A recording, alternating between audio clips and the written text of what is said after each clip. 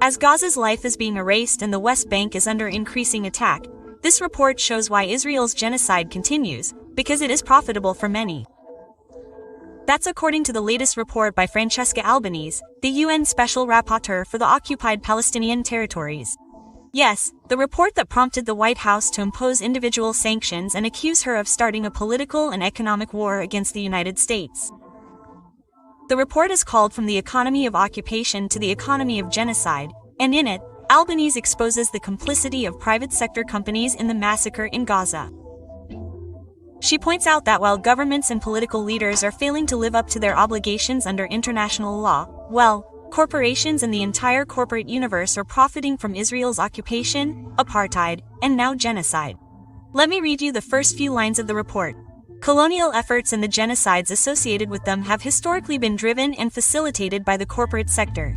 Business interests have contributed to the dispossession of indigenous peoples from their lands, a mode of domination known as racist colonial capitalism. This also applies to Israel's colonization of Palestinian lands, its expansion, and the establishment of a colonial apartheid regime. And after decades of denying the self-determination of the Palestinian people, Israel is now jeopardizing the very existence of Palestinians in those lands.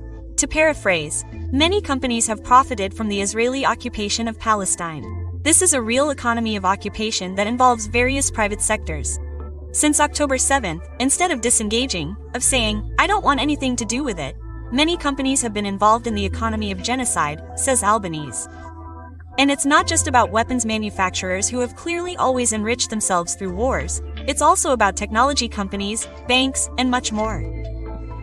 I'll read you some more words from Albanese that clarify the amount of profit we're talking about.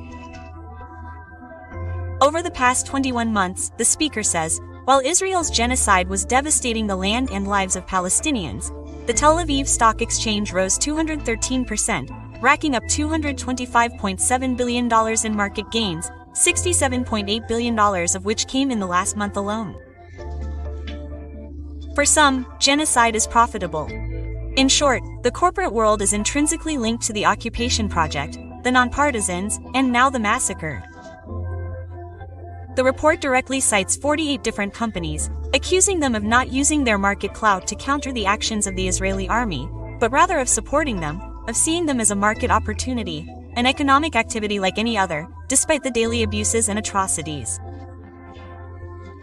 But who are these companies? As I said at the beginning, it's not just the military industry that is mentioned.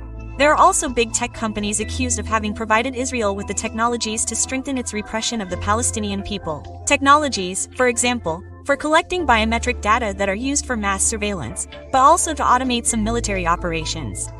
And then there is the banking sector, which in all these months has financially supported the Israeli government, allowing it to continue with the bombings, to continue with the attacks. And then, finally, there is also a whole series of companies that are accused of having sold goods and services for dual use, that is, of having sold products that are normally used for civilian purposes, which were however used in military actions, or in any case in support of the occupation.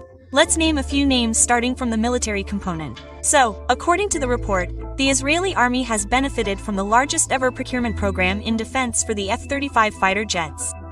These fighter jets are manufactured by Lockheed Martin, a U.S. company.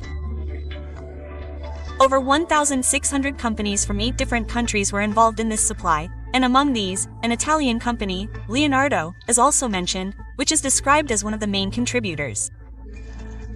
And then we move on to big tech. The report points the finger at Microsoft, Alphabet, the company that owns Google, and Amazon. But there are many others too.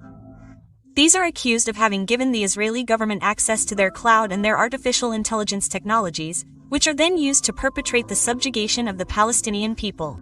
There is also the American IBM, which is accused of having trained military and intelligence personnel by teaching them to use a database that contains the biometric data of Palestinians. And then Palantir Technologies is even alleged to have supported the EDF, the Israeli Defense Forces, in automating some military decisions, for example in deciding who is a military target and who is not. The company has denied everything, but these accusations are there. Well, there's much more, because many companies that do not normally operate in the military field are also involved, but the report accuses them of selling their products and services with this so-called dual use. That is, they develop goods for civilian use, but then these are used by the Israeli government in the military field. For example, I'll mention a few. There are Hyundai and Volvo, the first Korean, the second Swedish, which provided heavy vehicles that were used to demolish Palestinian homes and raze entire settlements to the ground in order to make room for settlers.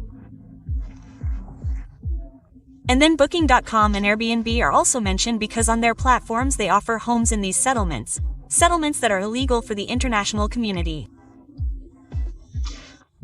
And again in the food sector, a Chinese company is mentioned, Bright Dairy and Food, which owns Tenuva, the main Israeli agri-food group. It too is accused of profiting from the occupation of Palestinian lands. Finally, the banking world is added to the corporate world. According to the report, treasury bonds also played a crucial role in ensuring that Tel Aviv could continue its war on Gaza. Some of the world's leading banks, such as France's BNP Paribas or Britain's Barclays, are accused of keeping interest rates low for Israel, despite its credit downgrade. In short, just citing these examples, it is clear how extensive the private sector's support for the Israeli government is and how much profit these entities derive from the occupation. Many different sectors and countries are involved. And now the question is, are these private companies to be held liable under international law? Well, for Albanian the answer is clear and it is yes. Businesses are not entities that can be abstracted from the context in which they operate. They too are subject to international law. They too have an obligation not to violate human rights through their commercial activities. The occupation of Palestinian territories is illegal and this is stated in international law. Businesses in the private sector should therefore behave accordingly, otherwise their executives should be judged in international courts. This is what the report says. Let's conclude this episode by quoting another small part of this document. I'll read it to you. The complicity denounced in this report is just the tip of the iceberg. Ending it will not be possible if the private sector is not held accountable, including its leaders. International law recognizes different levels of responsibility, each of which requires verification and assessment. This is particularly true in this case, where the self-determination and very existence of a people are at stake. This is a necessary step to end the genocide and dismantle the global system that allowed it.